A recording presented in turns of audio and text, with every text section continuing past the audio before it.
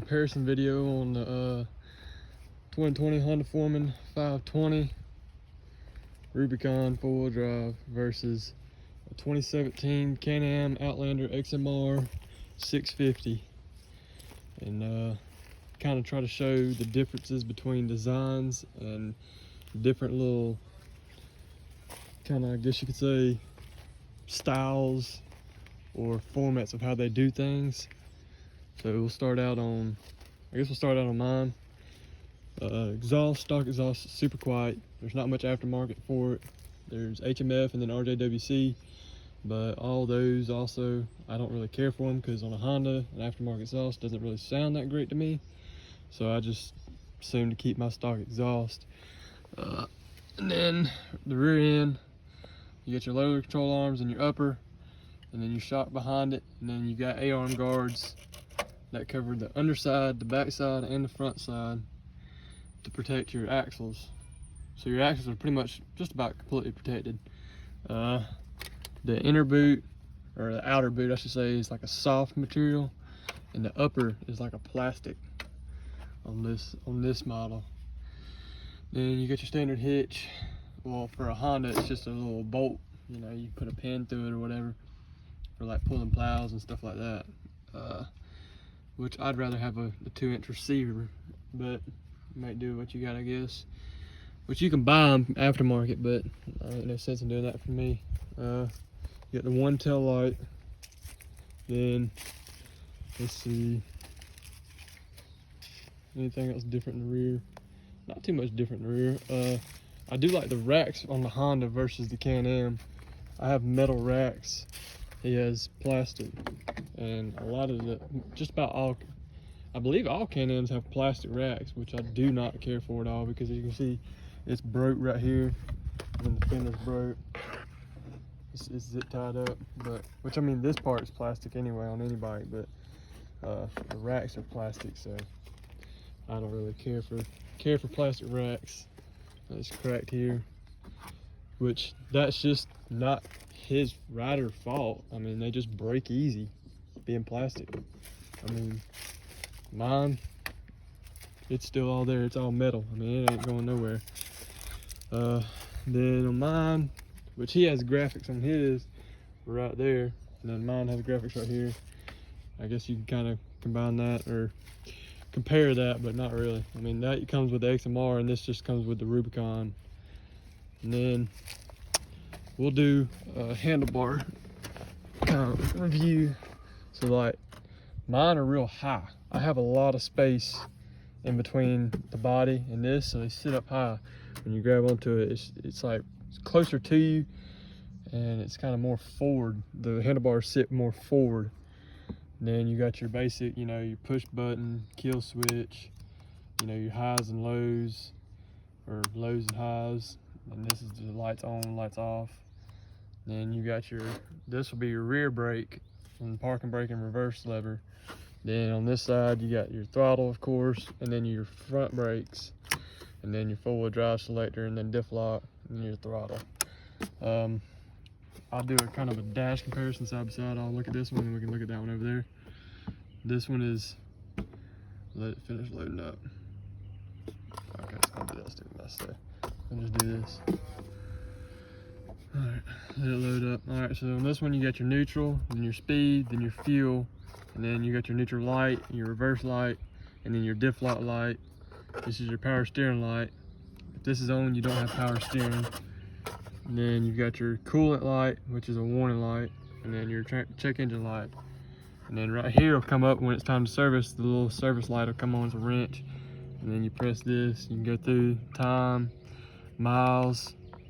This is your trip, coolant temperatures, hours, and then your miles, like till the next service. That's when you're supposed to service it on the next time, is your because that shows the wrench. So at 545 miles I have to do my service. And then this is the hours for the service, and then back to fuel. So now I have a key, you know, I can pull the key out, put the key in. I'm trying to think what else is different. I do have a Can-Am strap on mine. I mean, that doesn't, if that counts for anything. fuel caps up front on mine, fuel caps on the back on his. While we're sitting there, and then I'll jump over here to this. So this just has a magnetic key, of course, just like any other Can-Am. Just a little ball magnetic key that can be programmed. So this, you get your lights here. This don't have 2 levers for brakes. Like mine will have front brakes and then rear brakes. Well, his are all controlled by 1 lever, so all of his brakes hit. So to start the thing, you got your kill switch. Since it doesn't have a key, this is actually your key. You turn the kill switch over. You got to pull this brake lever and then hit the green button.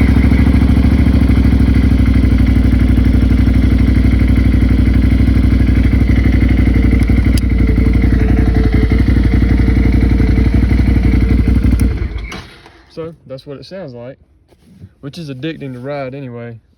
That's kind of about one of the best attributes to these four-wheelers, in my opinion, is the sound and the power. That's my favorite part of these four-wheelers, and that's what I like the most. But so you can just tap the button one time and the screen will come on, or you can hold it and turn the four-wheel on. But his has neutral here, speed here, then he has rev limiter up here, then his fuel, and then his RPMs. Then you can click this button. It goes to your miles, time, trip, and then your total engine hours, and then trip time, and then back to RPM. So that's about it with that. And that automatically goes off on its own when you hit the kill switch. Handlebars are a little different. They kind of sit like down in the four-wheeler versus up. I mean, you can see how much space he has in between his handlebars here versus mine. I mean, it's real kind of weird. They sit down. They sit down a lot further than like a Honda sits up. And they're kind of pushed towards the front of the four-wheeler more or less than pulled back. I guess I can kind of show you, like,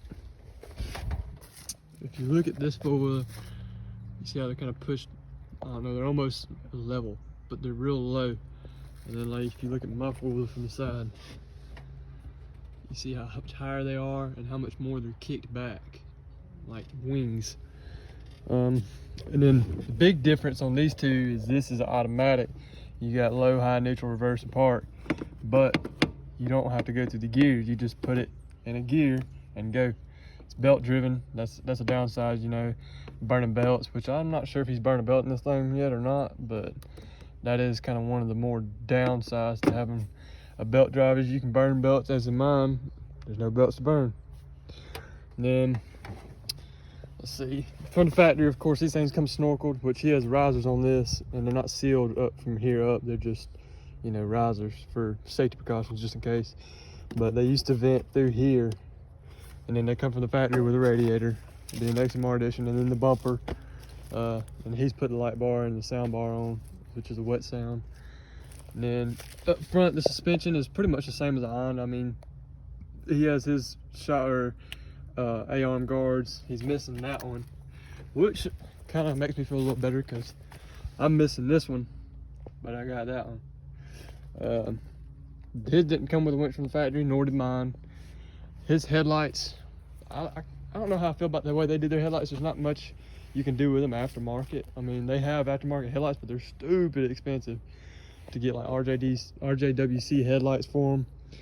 But they do look good and they are really bright. But my $150, you know, recluse headlights, they look really good and they're really bright. So kind of can't beat price for product in that sense. You already heard it. Mine. Nowhere near as good sounding as that, but she'll get down. I don't know if I left it in gear or not now. So mine's real quiet, so yeah. I'll probably never put aftermarket exhaust on this, just for the fact of how quiet it is, and that there's not really much of a good aftermarket exhaust out there for it that actually run underwater like the factory will. I mean, I got mine idle underwater now with the factory exhaust, so I have no reason to put aftermarket on it just to kill that. You know, I kind of like being able to idle underwater, and it makes me feel a little more safe. So, but his snorkel's 3. He has to snorkel 3 of them. I had to snorkel 1. It's more expensive to snorkel 3 than it is to snorkel 1. That's an easy attribute. And ground clearance, it's kind of unfair right now because I've got 32 inch Moto Havocs on it, so I've definitely got way more ground clearance than him. Even with 28s though, I had more ground clearance than him because I could go through more holes than he could. And the weight on these things is kind of a little wild. I'll back up and just kind of put both four-wheels in the screen, and then when I edit this, I'll put the weight of the Honda in, like right here somewhere. Yeah, I'll straighten it out, put it like right here, and then I'll put the weight of the Can-Am right here, and that'll kind of give you a little difference. I know the Honda's about 700 and something pounds, and I believe that's dry. So there is a pretty big weight difference. It may be, well, I say big, it may be by 100, 150 pounds, but the Can-Am's definitely a little heavier. So, which I have a bunch of add-ons too, so mine will be a little bit heavier than factory. As far as riding, I don't know, I like my handlebar setup more than that handlebar, and the throttle setup on mine a little more. I like the size of this throttle, like the little throttle plate. I like how it is on the thumb compared to, you know, how big mine is. And I'm not sure if I'm not gonna say that because it's probably gonna be stupid, but four-wheel drive button, it's just a little simple little button, just like mine, of course. But he doesn't have Diff Lock. That's where the difference comes in. I have Diff Lock, so I can lock both my front tires in, and they'll turn. And my locker's a gear locker, as is the Can-Am is a friction locker. So they have to spin at a certain RPM for the wheels to engage, and even, you know, at that RPM, only one tire is gonna actually turn. As far as mine, I hit a button, it's in four-wheel drive, then I flip a switch, and then it's in true four-wheel drive Diff Lock. And them tires are gonna turn, or the motor just ain't gonna go. You're gonna bog down before it stops. Power, definitely not fair. A little more comparable power would be a 570 to a 520, but this is a 650, so that little aspect is kind of uncomparable, but still. Mine, and definitely being with mine has a gear reduction, mine only run 26 miles an hour, so it's kind of definitely unfair. He does have a 12-volt cigarette lighter, which is so do I. One thing I do know that's kind of a problem on these things is the rear diff. The rear diffs go out in them, the older models, before 2020 anyway. He's replaced it twice, then the third time was a charm. He replaced it with a Mud and Wheels rebuild kit and a Mud and Wheels rear drive shaft. And then another problem that Can-Ams in general have is their gas caps. The seal on the inside of these, you gotta tighten it down real tight, because I mean, you can see, you know, right in here and all that dirt and stuff gets in there, which is not inside the actual gas cap, but still, you know, that's a little too close for comfort. But I mean, it's making its way up the threads and everything. So a lot of people, they put RJWC gas caps on these things to kind of better that aspect, because they're a little bit better. And then you take the seat off, and then you take this piece of plastic off right here, and then you got your air box in here. Or you may not even have to take this plastic off, but I know if you take the seat off, right behind this little piece of plastic, there's your air box. Those caps ain't that good either. They're just foam. They only have a foam seal around the edge of them. So recommend, you know, changing that out with an RJWC air box cap. And I think that's pretty much comparable, other than, you know, because plastic racks, metal racks, independent. Oh, I did want to talk about the rear axles on this thing. So the control arms, they go up, and then the axle's just out. You know, there's nothing protecting it. There's nothing at all. I mean, they have a simple little plastic guard down here on the Can-Ams right here, but there's nothing there to protect it. So sticks, ruts, you know, rocks, hit your boots, rip your boots. And both the boots on these things are hard plastic, so they're a little less forgiving, so they will rip easier. So that is a big disadvantage in my opinion. Some people may disagree with me, but that is, I don't know, I don't like how they sit out like that. I mean, it's just kind of open to debris, and it's prone to accidents for sure. So, and he did tint his taillights, which look good. But I don't know, I just don't really I don't like that design. And he has a 2-inch receiver. I do like that though. I wish ours come with that. I do wish ours had a 2-inch receiver. So that's the differences in the rear. Which there really ain't much. I think he has 2 running lights and then 2 brake lights. I just have a brake light, so there ain't much of a difference there. And I don't know how to connect to his speaker, but I had somebody ask me about this speaker. It's a JBL UB4100, I believe. I think that's pretty much about it. I mean, I have a 3rd headlight on mine, which is obviously useless now, but I do have one. Yeah, I think that's pretty comparable. I mean, I like my Honda better because I'm a Honda guy and I'm a fanboy. But, you know, for somebody, he likes his Can-Am better. He's a Can-Am fanboy, you know. It's just all on preferences. So if you want to pay, you know, the $13,000 versus the $9,000, it's just kind of, you know, for water, it's Honda to me. Water and stuff like that, I would go with a Honda all day. For power and pleasure, I'd go with the Can-Am. But you gotta have the money to upkeep them because the brakes are expensive to replace. Rear diffs prone to going out unless you get a 2020. They're a little better. They're not perfect, but you know, they're better. But for money wise, to me, the Honda's better. I mean, you don't have the speed and the sound, but you have a true lock and front diff. You've got, I mean, you can put huge tires on these things and put a gear reduction in it for pretty cheap versus doing clutching. You don't have a belt to brake or strip. You don't have to snorkel it 3 different ways. You just have one snorkel instead of your, like on a Can-Am, you have an air intake, CVT intake, and then your exhaust. It's just kind of annoying to have to snorkel all that. But they're good foils. I'm not gonna dog them, but me personally, I'd rather have a Honda. So, and the new ones definitely look good, and they're a little bit more rigid to me. So, but I'll let that be the end of this comparison because I'm gonna ride them here in just a minute, and then I'll put that in the video. So, all right, I'll see y'all. All right, I know I said that I was probably gonna do a little ride review on them also.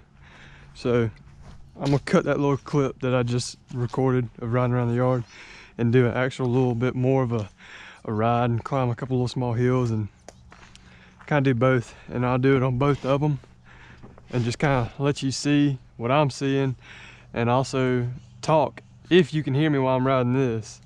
I don't know if you'll be able to hear me on camera while I'm riding this, but I'll try and see, and if not, I'll just put in some commentary of me talking, you know, over the video, or I'll just put in words with it, depending on what comes easier, I guess, or if I can get my computer to edit. So we're gonna run this and see. We'll go on a short little ride, and then I'll come back and get on that four-wheeler and do a short little ride also. So, like I said, you have to put the kill switch on, like turn the kill switch off, pull the brakes, and the green button. And then you got neutral, high, low, reverse, park, you know, just like any other belt-driven four-wheeler. So, yeah, I can already tell this is gonna be hard to talk and y'all to understand me. So, we'll try our best. Either that, or when I want to talk, I'll just stop like this and then tell you what I want to tell you. See?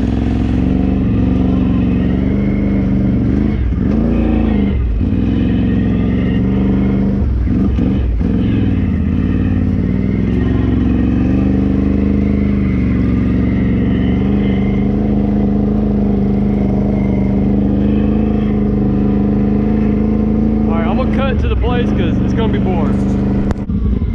All right, we're here at the little small test center. It's nothing, it's just 2 little hill climbs and just somewhere where I can spin tires and just play a little bit. It's not a true riding place, but something to compare. You got a little couple spots to climb and see how it does. 2-wheel drive. Being this ain't my 4-wheeler, I ain't gonna send it up anything and high. So we'll put it in low. We'll just kind of creep up a couple things and just see how tires versus, you know, creeping.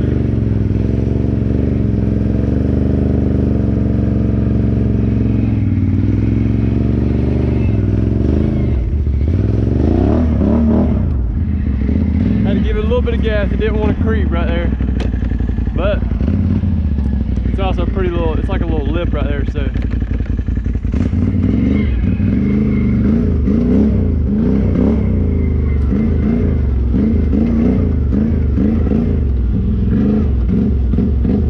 See how it does right here. This should be really easy though.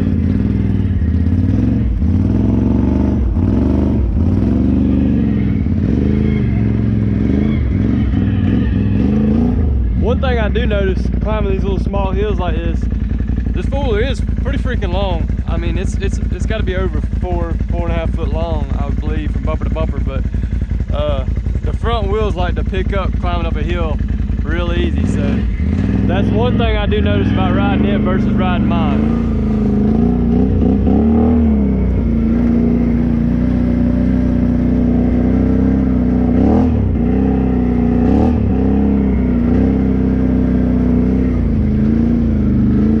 Just a little hill climb.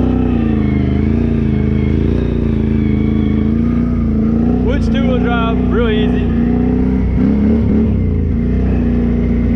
We'll see how this one does.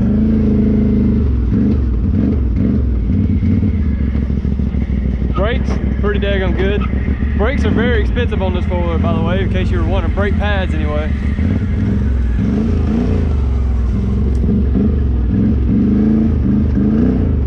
Honda is about 40 bucks to replace all brakes on. This thing is anywhere from 60 to 80 bucks to replace brake pads on, if not more, if I'm not mistaken. I'll have to double check on that. And I'll tell you the weights on these four-wheelers too, because they are a pretty significant difference, I think.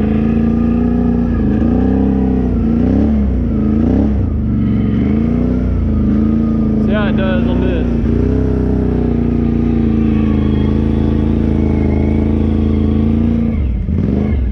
Drive, did it easily.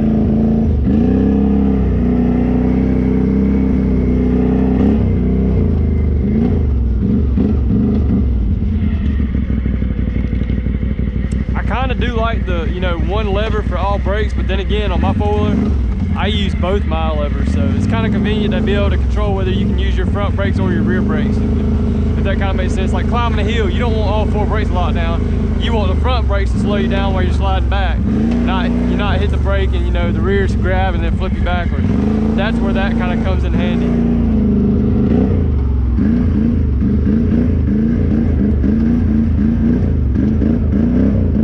So we'll see how it does on this. This should be also pretty easy. Yeah, easy.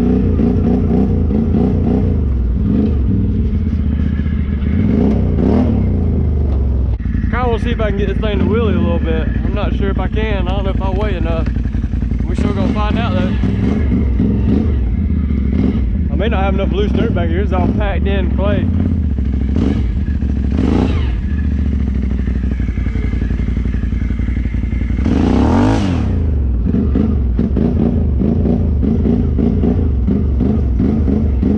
Let's see if I can get it right here.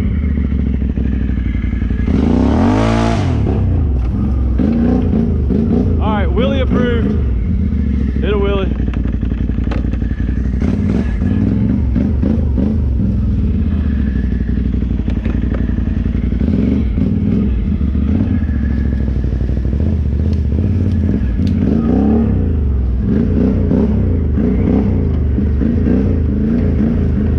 Overall, it rides pretty good. I can't complain about the ride, the way it's smooth. Throttle's a little weird to me. I'm not used to, you know, I don't know, the throttle's just kind of jumpy to me, but that's just me because I'm used to riding a Honda, not a Can-Am. So somebody that's used to riding a Can-Am is used to their throttle. I'm not. There go to neutral, park brake, switch off. Now we'll go from this one to this one.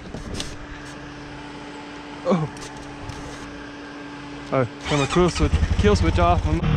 Alright, so I know I said I was going to cut to when I got there, but already just getting off of that thing and then getting on this thing, the difference. I do notice my seat's a little bit comfier to me, and the handlebars on this thing are further, like they're further angled back. His are flatter and they seem wider, and the grips are a lot larger in diameter, so my grips feel smaller, and his throttle his thumb lever is what I'm gonna call it, but it's the throttle lever, whatever.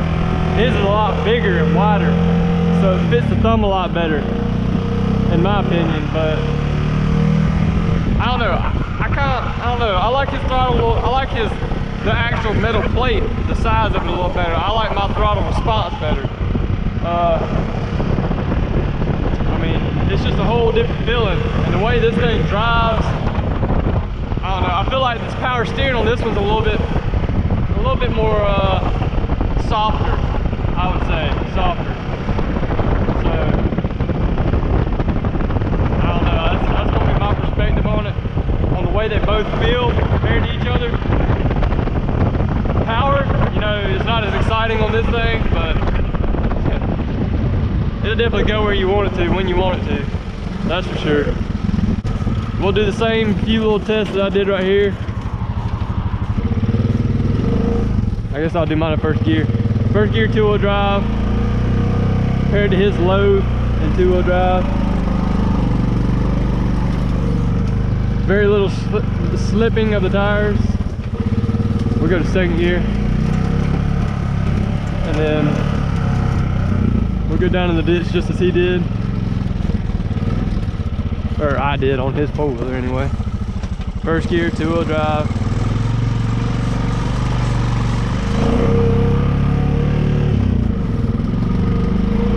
And then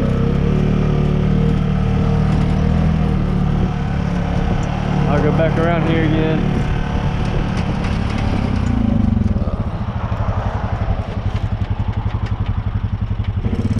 It is a little nicer on his, you know, you can go straight from low or high to reverse, but mine's just, you gotta go through the gears. We'll do this.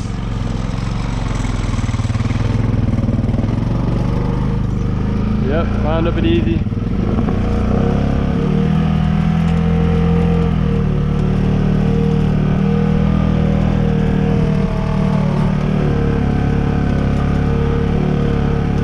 We'll do this hill and the next hill, and then we'll go back to the house just like we did in the last part.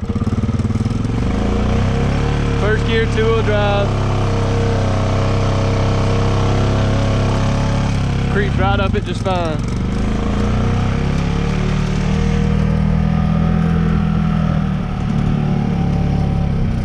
Alright, we'll go down this hill.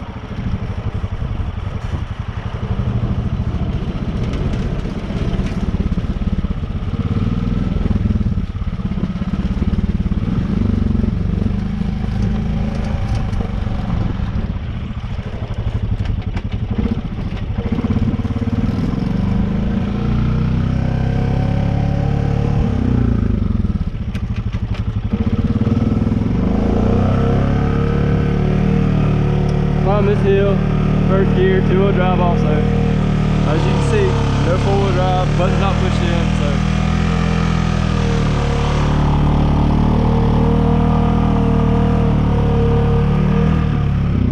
so. Lines up it just fine. Alright, we'll go back to the house and then go back to the same spot and see if I can't get this one to wheel it. I haven't tried to wheel it since I put bigger tires on it, so I don't know how it's gonna go. Which in theory it should go better having these bigger tires, so we'll see. And not only that, we'll just see. We'll just see how it goes. I might be able to get this one to wheel it, but I'll cut back there. Back to the woods. See if we can't do the same thing we did on that one.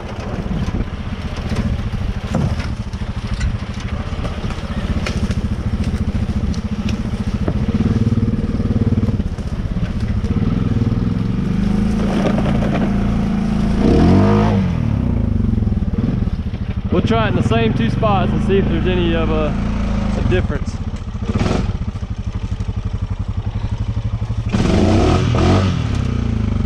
Alright, so it popped up. I think I'm gonna try it in second gear. Just because my first gear is so low. Let's see what it does. So we'll pop up a wheelie right there. We'll do it in the same spot as this one and see how it does. Oh, hold on, let me get this. Doggone it, I think I lost it. Oh well. Alright, we'll try this.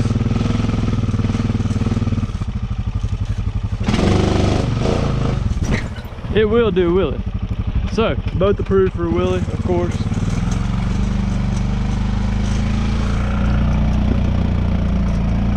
Alright, I think that's gonna sum up my little review. And I'll call it on that. I'm a Honda fanboy. I still like my Honda better, but the Can-Am is fun to ride and it has its place just like every other thing does. So, well, I'll let y'all decide and tell me what y'all think about the two differences, and tell me what I missed on, you know, comparing the two, or what your opinions are, or your differences, or what you like better, and whatever. They both have their place in my opinion. Price budgets, you know, this one's about $13,000, that was $9,299, so that's kind of where you want to be. That one you got to have money to upkeep and, you know, fix the small few problems that they have from the factory, and that one you can buy it and ride it whenever you want. So y'all let me know in the comments, give the video a like, shoot me a subscribe, and stay tuned for more content to come. Appreciate it, y'all.